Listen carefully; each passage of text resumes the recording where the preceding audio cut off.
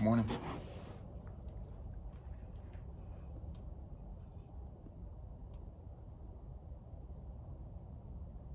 Got some Sutliff Sutliff Burley Delight in my Savinelli.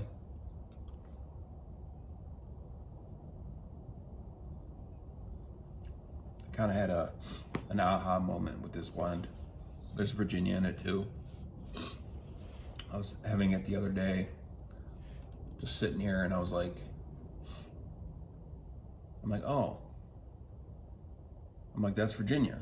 And I could taste the Virginia, you know, kind of in the background, which is not something I ever really could differentiate. It's definitely, I know what Burley is now, you know, especially because of this and some other blends. You know, it's interesting how you can start to, you know, get a little just familiar with the different tastes. I've also had a couple of let's see, it's the Sutliff, another Sutliff Virginia, and then a McBaron Virginia. I can't remember which is which. One's like a, you know, sweet Virginia #1, and the other one's like Virginia #1, or I don't know, you know. And then I was like, oh, you know, I had both of those. I'm like, oh, Virginias are, you know, like if you have just like a Virginia, like it doesn't really matter probably which one you have. Maybe other people have an opinion on that, but they're all kind of, it's a Virginia, you know.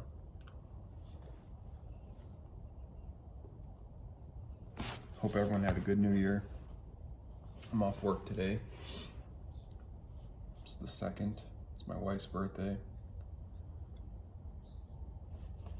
So I'm celebrating her birthday by being out in the garage. Had a couple little things to show you today, a couple little knickknacks. First one, it's a knife I'm working on. It's gonna be like a small little, like, I'm gonna make a little Kydex sheath for it. Still needs, you know, to be ground down, but the handle's thicker, you know, and the blade is pretty thin. Got a little twist in it. Yeah, it's definitely not perfectly straight, but it's gonna get a little Kydex sheath, and no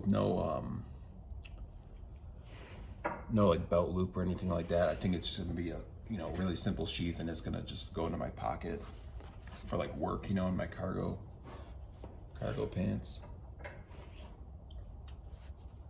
But I'm taking it slow because it's actually turning out how I want it. So I'm not gonna rush it, because that's always my problem. I get excited and I rush it, or I get frustrated and I rush it, so. Slow down. Also got, my buddy made me this out of leather. Well, just a little, you know, a little tray that I can roll up and put into a pipe roll he made me.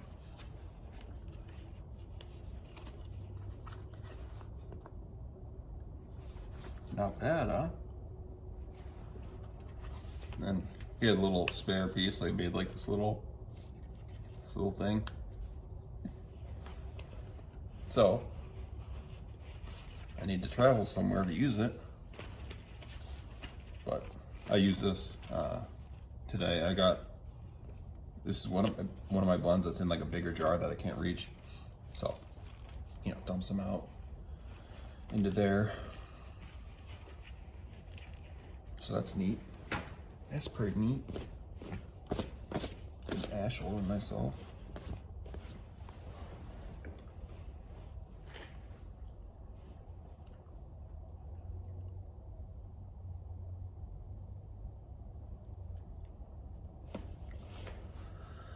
Gonna work more on the knife today. I think use a angle grinder and like a flap disc to get it thinner, because I don't have a belt grinder. So I'll use a angle grinder. And then I'm thinking, because I did that on my other knife I'm making, and obviously it doesn't get the blade really that sharp.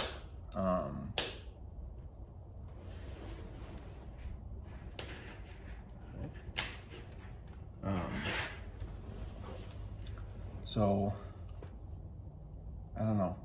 Maybe I'll use that to start it, and then I have like those, you know, little palm sander, the little circle sandpaper discs. I have like a stack of those, and I don't have a palm sander, so I don't know where those came from. But so maybe I'll buy a palm sander and try and, you know, really make the grit really fine and try and get it sharp. This is like my least favorite part of a knife build. Try to get the edge to like actually be a knife edge, because I don't have the skill or ability to, like those stones, I cannot figure out how to use a stone. And then you get those the little draw sharpeners, and those are kind of garbage. They're obviously garbage for establishing an edge. Like this knife is just going to be for, you know, work stuff. It doesn't have to be like a razor's edge, but it'd be cool to make a knife that actually cuts arm hair, you know.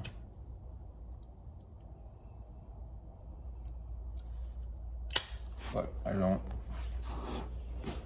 know if I have like the skills for that and the tools.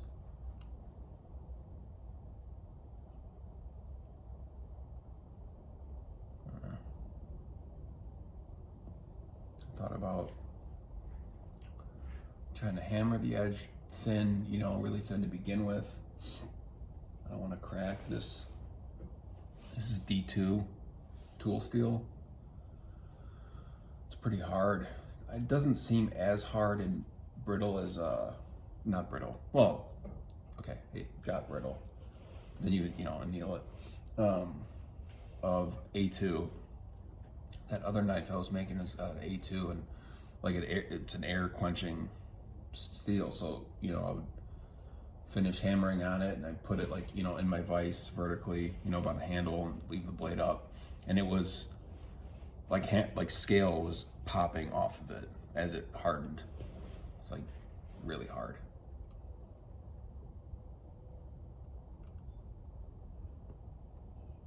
And the other knife has a small, I don't know if it's a cold shut in the blade or if it's a crack, but it doesn't go all the way to the edge, and it's kind of near the tip area. I'd show you, but it's not in here. It's frustrating. Spending a couple hours hammering on a blade, and I got some cracks in the handle on that one. It's gonna be a hunting knife. Did I tell you about this? I don't know. But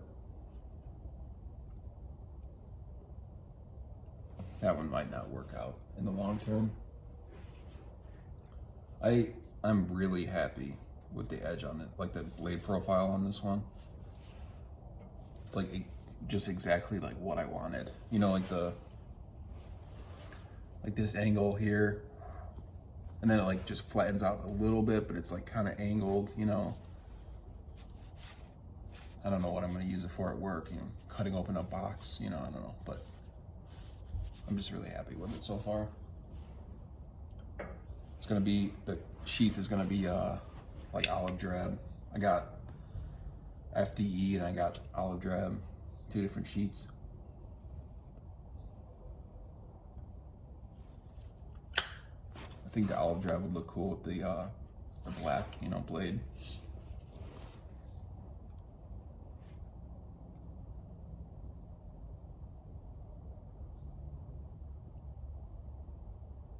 Also on like a forged blade, I like when, you know, the edge is shiny, but like you keep the black up here in the hammer scale. I think that looks really cool. So instead of like, you know, grinding off the whole blade to make it all shiny, you know, to leave some of the black, I think that looks slick.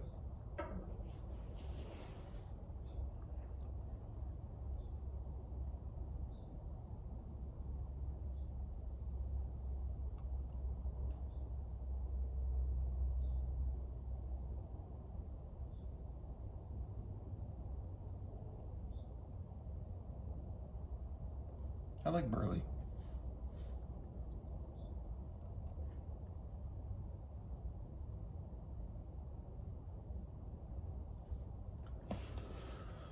Well, I'll leave it here. Finish this and maybe get to work on that knife. That's kind of all I got. That's all I got today.